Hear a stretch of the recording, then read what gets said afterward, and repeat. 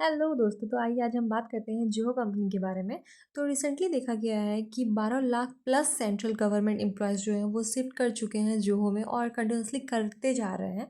तो आइए हम बात करते हैं क्या है मुद्दा। तो द हिंदू ने भी एक आर्टिकल पब्लिश किया था, उसमें उन्होंने लिखा है कि email accounts of 12 lakh government employees are now run on the Zoho's platform, जिसमें बताया गया है क्लियरली कि 12 लाख सेंट्रल गवर्नमेंट एम्प्लॉयज़ का जो ईमेल है अब वो जोहो प्लेटफॉर्म पे रन कर रहा है, स्विच कर गए हैं वो लोग। तो अगर हम रिपोर्ट की बात करें तो एक्चुअली में क्या हुआ था, तो रिसेंटली एक रिपोर्ट के अनुसार 12 लाख यानी कि 1.2 मिलियन गवर्नमेंट एम्प्लॉयज़ को, सेंट्रल गवर्नमेंट एम्प्लॉयज़ का जो ईमेल अकाउंट्स है उसको जो ईमेल प्लेटफॉर्म से पे माइग्रेट किया गया है, जो इंडिया का one of the largest transition है गवर्नमेंट कम्युनिकेशन सिस्टम के अंदर। ये जो डेवलपमेंट देखा जा रहा है ये मेनली रिफ्लेक्ट कर रहा है डिजिटल सॉवरेनिटी पे, आत्मनिर्भर भारत को दिखा रहा है। और इसका एम है मेनली इंडिजिनस सॉफ्टवेयर सिस्टम को प्रमोट करना, enhancing data security and reducing the dependence on the foreign technology. यानी कि जो हम मोस्टली टाइम फॉरेन टेक्नोलॉजी पर डिपेंड करते हैं, ये कहीं से भी सही नहीं है, इसको ही रिड्यूस करना है मेनली इसका एम। अगर हम बात करें जोहो कॉरपोरेशन की, तो जोहो कॉरपोरेशन फाउंड किया गया था श्रीधर वेम्बू जी के द्वारा 1996 में। इसका हेडक्वार्टर भी चेन्नई में है और ये मल्टीनेशनल सास कंपनी है।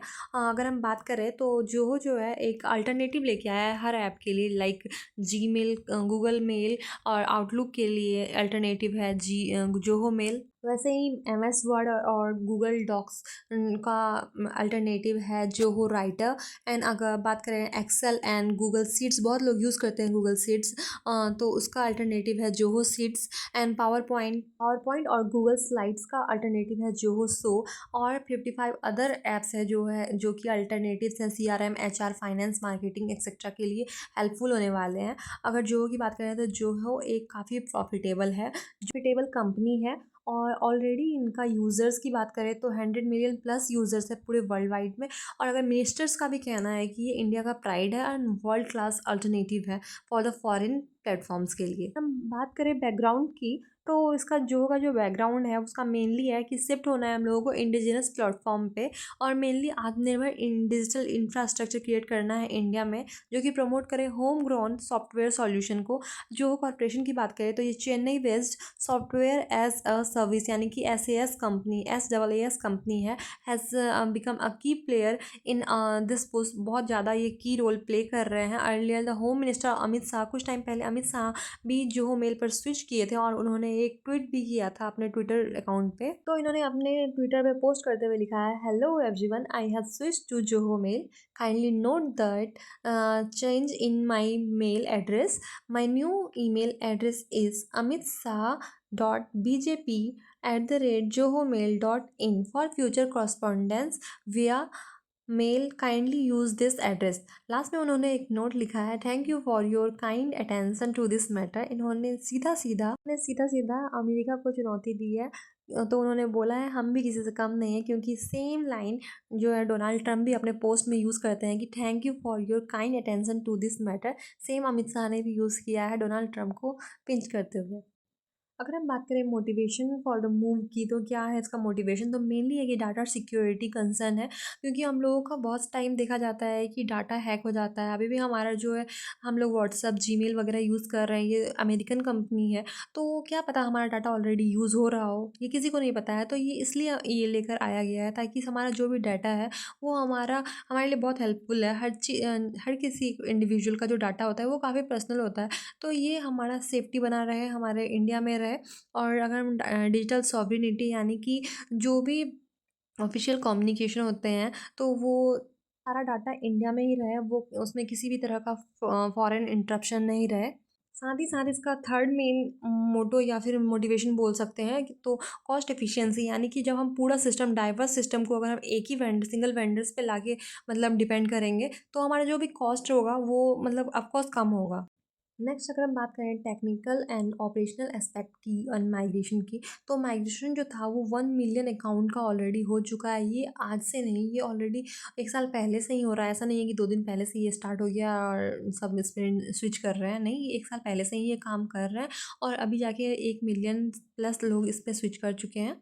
डोमेन एंड रूटिंग सेटअप की बात करें तो इसमें जो है मेल एक्सचेंज अभी हो रहे हैं कंटिन्यूअसली, और एनआईसी और डिपार्टमेंट आईटीज जो है वो इंश्योर कर रहे हैं कि इसमें सेमलेस ट्रांजिशन हो, कोई भी इसमें ये नहीं हो कि हमारा जो हम डाटा दे रहे हैं वो इधर उधर चला जाए, ऐसा कभी नहीं होना चाहिए। तो हमारे डाटा का एकदम सही से ध्यान रखा जा रहा है। अगर हम अकाउंट प्रोविजनिंग की बात करें तो जितने भी एलईडीपी यानी कि एग्जिस्टिंग यूजर्स हैं वो सारे सिंक्रोनाइज हो रहे हैं जो सिस्टम के साथ साथ साथ अकाउंट्स जो है इंटीग्रेटेड है सिंगल साइन ऑन के साथ, एंड मल्टी फैक्टर ऑथेंटिकेशंस भी है इसमें, कहीं से भी कुछ और मतलब आपके डाटा का मिसयूज़ नहीं हो सकता है, सब पूरी तरह से सुरक्षित है ये बताया जा रहा है। बाकी अभी स्टार्टिंग में थोड़ा टाइम लग रहा है डाटा माइग्रेशन में, क्योंकि mail box contacts and attachments calendar जो भी आपका है सब कुछ सुरक्षित तरीके से लेके जाना होता है, ताकि वो बार बार जब भी आप टाइम पे खोजें आपको मिल जाए और सब कुछ सही से रहे, एकदम सुरक्षित रहे, उसके लिए थोड़ा टाइम लग रहा है। जैसे सिक्योरिटी प्रोटोकॉल्स की बात करें तो ये काफ़ी मल्टी फैक्टर ऑथेंटिकेशन है फॉर ऑल यूज़र्स, एंड इसमें इंस्क्रिप्शंस इनटू इंस्क्रिप्शन की भी बात की गई है कि वो मतलब लागू करेंगे। अगर हम बैकअप और रिकवरी की बात करें तो आपका जो भी डाटा है वो उसका बैकअप हो सही तरीके से किया जाए ताकि आपको ज़रूरत पड़ने पे वो मिल जाए, इसका भी ध्यान रखा जा रहा है। और ट्रेनिंग एंड सपोर्ट की बात करें तो जितने भी एम्प्लॉयज़ स्विच कर रहे हैं उन लोगों को अभी प्रॉपर ट्रेनिंग मिल रहा है कि आप मतलब गाइडेंस मिल रहा है कि कैसे इसमें जो हमें काम करना है, क्या क्या इसमें मतलब फैक्टर्स हैं डिफरेंट डिफरेंट। अगर हम एडवांटेज की बात करें तो डाटा सॉवरेनिटी यानी कि जो भी हमारा डाटा रहेगा वो इंडियन सेंटर्स के अंदर रहेगा, यानी कि इसमें किसी भी बाहर फॉरेनर्स का कोई हक नहीं रहेगा, ना ही उनके पास हमारा डाटा रहेगा, तो हमारा डाटा सेफ है पूरी तरह से इंडिया में है। एंड सेकंड बात करें रिड्यूस फॉरेन डिपेंडेंस, हमारा डिपेंडेंस जो है फॉरेन पे वो कम है। बस पहले ऐसा होता था कि हम लोग प्रोडक्ट्स के लिए डिपेंडेंट होते थे, टेक्नोलॉजी के लिए डिपेंडेंट होते थे, तो वो हम लोग पहले डिस्कवर किए इंडिया में कि हमारा खुद का प्रोडक्ट्स हो। बट अब हम लोग फिर अपना ही जोहो लेकर के आए हैं, देन आप इस पर स्विच कीजिए और अपना सारा काम इस पर कीजिए ताकि आपका डाटा सेफ रहे, सिक्योर रहे, इंडिया में रहे। इसमें कस्टमाइजेशन सिक्योरिटी फ्रेमवर्क भी है, यानी कि गवर्नमेंट स्पेसिफिक सिक्योरिटी भी प्रोवाइड कर रहा है। अगर हम पोटेंशियल रिस्क की बात करें तो वेंडर कंसंट्रेशन की बात करें, हैवी रिलायंस जो होगा अगर सिंगल जोहो पे रहेगा तो साइबर अटैक्स अगर होते हैं कभी भी वो जो हो सकता है, क्योंकि अगर जो इंडियन ऐप है और ये अगर आगे ग्रो करता है तो लोग जो है फॉरेनर कंपनीज इसको सप्रेस करने के लिए साइबर अटैक कर सकते हैं, तो थोड़ा रिस्की हो सकता है। अगर हम ट्रांसपेरेंसी की बात करें तो जैसे अदर जैसे अमेरिकन कंपनी अपना ये बताते हैं ना कि कैसे वो अपना मैसेज इंस्क्रिप्शन रखते हैं नहीं रखते हैं, कैसे वो काम करेगा, तो ये पब्लिक ऑडिट होना चाहिए इसका भी, जो अभी नहीं हुआ है। सेकंड थर्ड की बात करें तो अनक्लियर होस्टिंग मॉडल है, जिसमें कि वेदर जो है यूज़ कर रहा है स्टैंडर्ड क्लाउड्स और government dedicates instance is not publicly specified, मतलब अभी पब्लिकली ये मतलब नहीं अनाउंस किया गया है।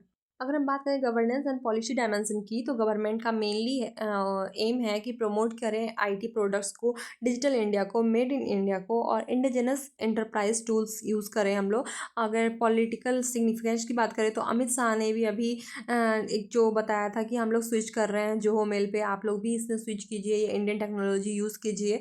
तो ये सेकेंड था। एंड थर्ड नीड की बात करें, need and for the oversight, expert and oppositions जो लीडर हैं वो बोल रहे हैं कि जितना अच्छा ट्रांसपेरेंसी रहेगा हम लोगों के लिए यूज़ करना उतना ज़्यादा अच्छा रहेगा। सर्विस लेवल एग्रीमेंट जो हो वो पब्लिकली होना चाहिए।